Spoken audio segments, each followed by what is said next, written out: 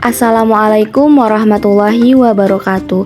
Hai guys, di sini kami akan menjelaskan materi aljabar vektor tentang basis dan dimensi. Video ini kami buat untuk memenuhi tugas ujian akhir semester dengan dosen pengampu Ibu Arini Alhaq MPD.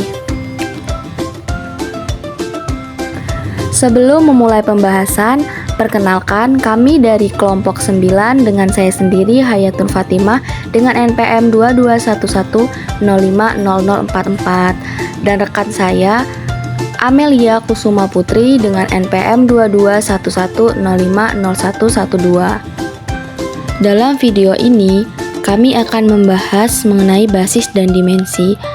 Teman-teman ada yang udah tahu belum apa sih itu basis? Nah, basis adalah suatu ukuran tertentu yang menyatakan komponen dari sebuah vektor.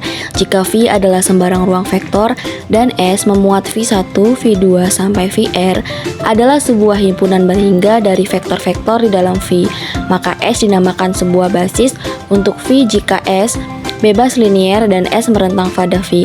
Jadi dia bisa dikatakan basis jika dia memenuhi dua syarat tersebut. Ya, syarat pertama S bebas linier dan yang kedua S merentang pada V. Agar teman-teman lebih paham, di sini akan diberikan contoh soal. Misalkan E1 memuat elemen 1, 0, 0 sampai 0 dan E2 memuat elemen 0, 1, 0 sampai 0 dan En memuat elemen 0, 0 sampai 1. Perlihatkan S yang memuat elemen 1, elemen 2 sampai En merupakan basis untuk ruang 3. Nah, di sini kita akan memeriksa apakah S bebas linier. Persamaan vektor K1 E1 ditambah K2 E2 sampai Kn En sama dengan 0. Jika persamaan vektor ini dinyatakan dalam komponen-komponen, maka akan menjadi K1 yang memuat elemen 1, 0, 0 dan 0 ditambah K2 yang memuat elemen 0, 1, 0 sampai 0 dan Kn yang memuat elemen 0, 0 sampai 1 sama dengan 0, 0, 0. Atau secara ekuivalen maka K1, K2 sampai Kn sama dengan 0. Oleh karena itu, K1 sama dengan 0, K2 sama dengan 0 sampai Kn sama dengan 0, maka himpunan S termasuk bebas linier. Jadi, untuk membuktikan apakah S bebas linier itu terbukti untuk syarat yang pertama. Dan untuk syarat yang kedua, kita akan memeriksa apakah S merentang pada V. Setiap vektor V yang memuat elemen V1, V2 sampai Vn di dalam ruang 3 dapat dituliskan sebagai V sama dengan V1 E1 ditambah V2 E2 ditambah Vn En, maka S merentang pada ruang N. Kesimpulan, S adalah sebuah basis. Basis disebut dinamakan basis standar untuk ruang N. Jadi, untuk langkah yang kedua, apakah S merentang pada V juga terbukti. Jadi, dalam soal ini bisa dikatakan basis karena pada soal memenuhi dua syarat. Syarat yang pertama S bebas linier dan yang kedua S merentang pada V. Jadi, pada soal ini terbukti ya teman-teman. Kemudian, sebuah ruang vektor tak nol V dinamakan berdimensi berhingga atau finite dimensional jika ruang vektor tersebut mengandung sebuah himpunan berhingga dari vektor-vektor V1, V2 sampai Vn yang berbentuk sebuah basis. Jika tidak ada himpunan seperti itu, maka V dinamakan berdimensi tak berhingga. Selanjutnya ada teorema 7.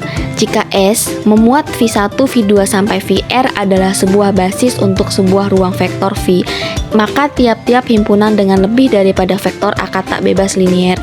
Teorema 8. Setiap dua basis untuk sebuah ruang vektor berdimensi berhingga mempunyai banyaknya vektor yang sama. Baik, di sini dengan saya Amelia Kusuma Putri yang akan menjelaskan apa itu dimensi. Jadi dimensi dari sebuah ruang vektor merupakan jumlah elemen dari himpunan yang menjadi basis. Dimensi dari sebuah ruang vektor V yang berdimensi sehingga didefinisikan sebagai banyaknya vektor di dalam sebuah basis untuk V.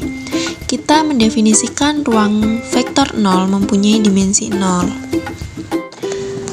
Langsung saja ke contoh soal.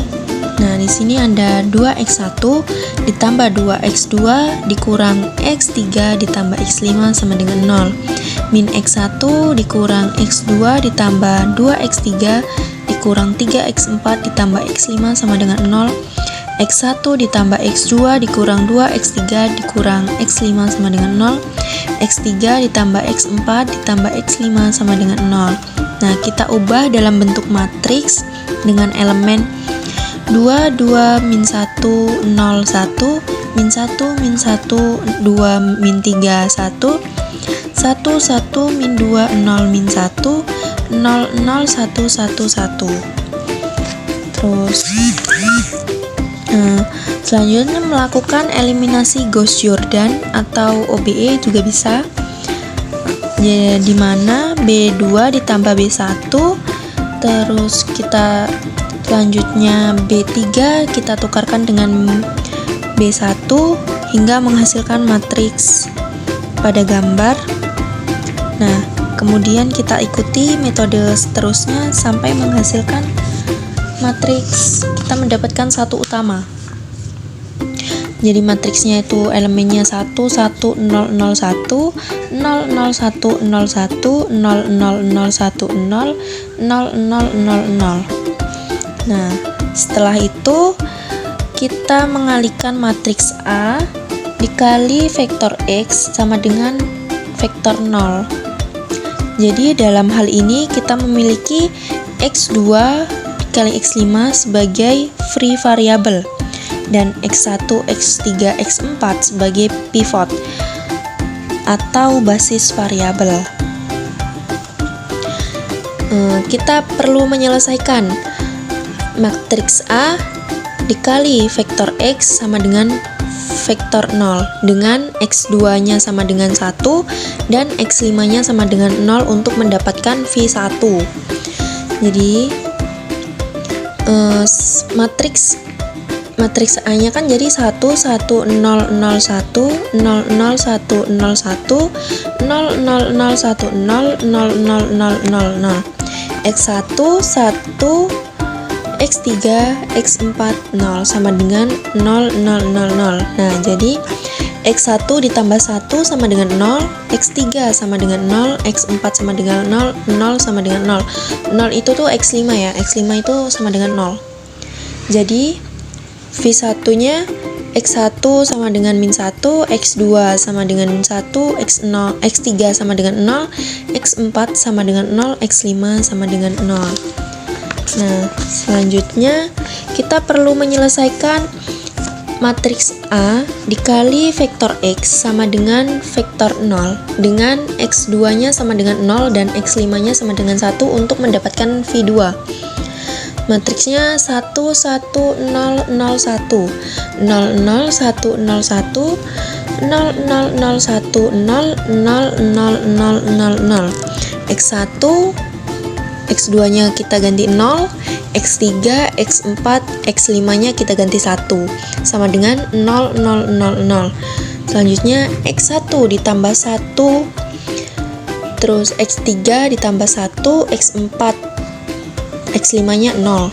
Jadi V2 nya X1 sama dengan min 1, X2 sama dengan 0, X3 sama dengan min 1, X4 sama dengan 0, X5 sama dengan 1.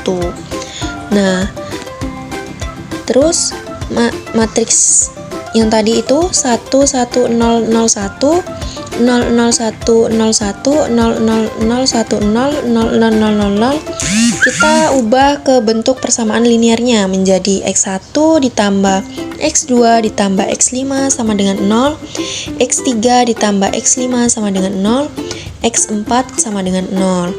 Nah, kita misalkan nih, untuk mencari V1, V2 nya gitu, kita bisa menggunakan X1, X2, X3, X4, X5 nya. Terus kita misalkan tuh X1 nya itu min S, min T.